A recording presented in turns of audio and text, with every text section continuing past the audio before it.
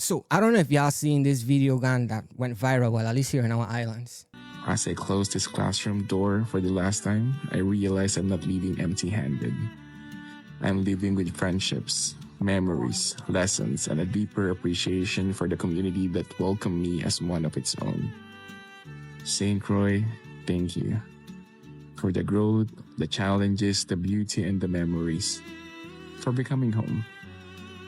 Because no matter where life takes me from here, I will always be a Crucian.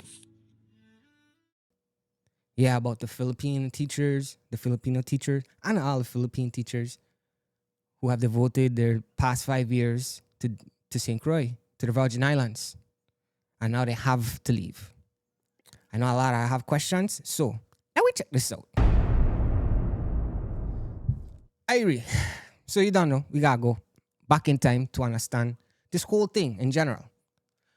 The root, we go back to 1994, right? This is what I consider what started the teacher shortage into what we're going to reach to eventually to explain everything else.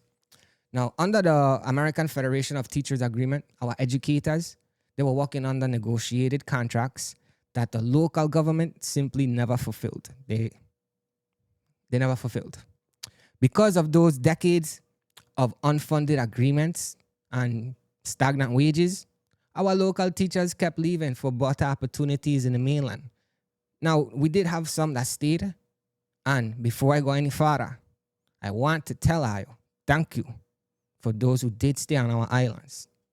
You who held the line, those who stay right now here currently as well. You all survived the lack of resources and keep teaching our children despite the system failing you. We see you. We appreciate you. Now, for real, we're going to go back to the thing though. The upcoming generation around that time in 1994, seeing all of this, well, they didn't see the reason to become a teacher. It wasn't attractive anymore to them. And so some of them did. They got the degrees, they stayed and teach, but most of them left. Now, by 2002, this was a real problem, like real problem. And the governor at that time was trying to find ways on how to bypass or get around, not bypass, walk around these strict federal immigration laws, so that we could hire non-U.S. citizens to teach our children. And by late 2006, the Virgin Islands Department of Education formalized the strategy. Now, at first, if I'm not mistaken, it was started off with the H-1B employment visa, which means it could stay almost like 6 years. But those subjects, or those are subject to strict annual caps, and it was a high cost. So instead, the VID leaned over to what they now use as J-1 exchange visitor visa. Now you're gonna ask yourself, what I be? Well, I hope you did. Well, the J-1 visa was created by the federal government under the Mutual Educational and Cultural Exchange Law. Yeah, this is a federal law, not a local one. It was built explicitly as a diplomatic tool in the Cold War era. It was basically to help increase mutual understanding between cultures.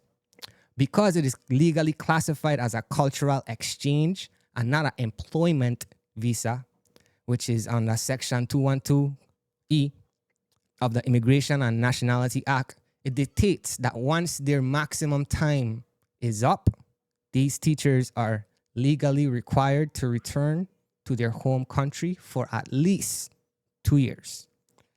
Now, remember seeing the video of the teacher saying his farewell, beautiful video? He was here for like 5 years.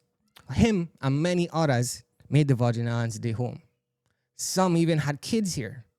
Now, check this out. Before the pandemic, they could apply through their Department of Commissions on Filipino overseas to stay here because of their kids. And they would waive that 2-year requirement to go back home. But in April of 2000, the same Commission of Filipinos Overseas passed resolution number 02-2021, basically saying no more automatic waivers for having U.S. citizen kids. They now have to prove a strict Philippine national interests in order to stay or face a high burden federal form called the I-C-112. IRE. So we're going back now to when the first batch came in 2007. We had the first batch that came down, around 42 teachers from the Philippines, Jamaica, New York. They came down here and they did their thing. Then they left. 2014, we had another batch, like around 38 teachers. This time they came specifically from the Dominican Republic and from the Philippines. Now, right at this year's opening of school in 2014, 29 employees had resigned just weeks before the school started, and an extra 10 put their retirement. In total, 104 employees left the system during that cycle, and a split between 72 resignations and 32 retirements. So the total of that.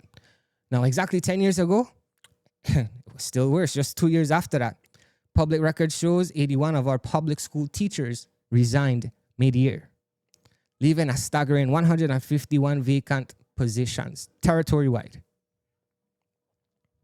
All right. Now we fast forward to June 2004. The St.Croix District School had 101, St. Croix District School had 111 vacant positions to fill. St. Thomas, 106. This ranged from everything from math to science teachers to accountants, custodial workers, etc. So in short, everything that we just covered, it's basically why we need this program.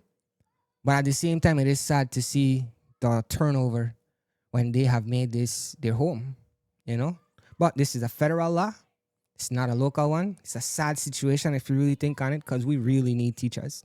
Hey, you never know, man. I might see me in a classroom. I was blessed to have a conversation with one of them to try to understand this whole situation. And I do want to thank him. I do want to thank all you guys for everything that you have done.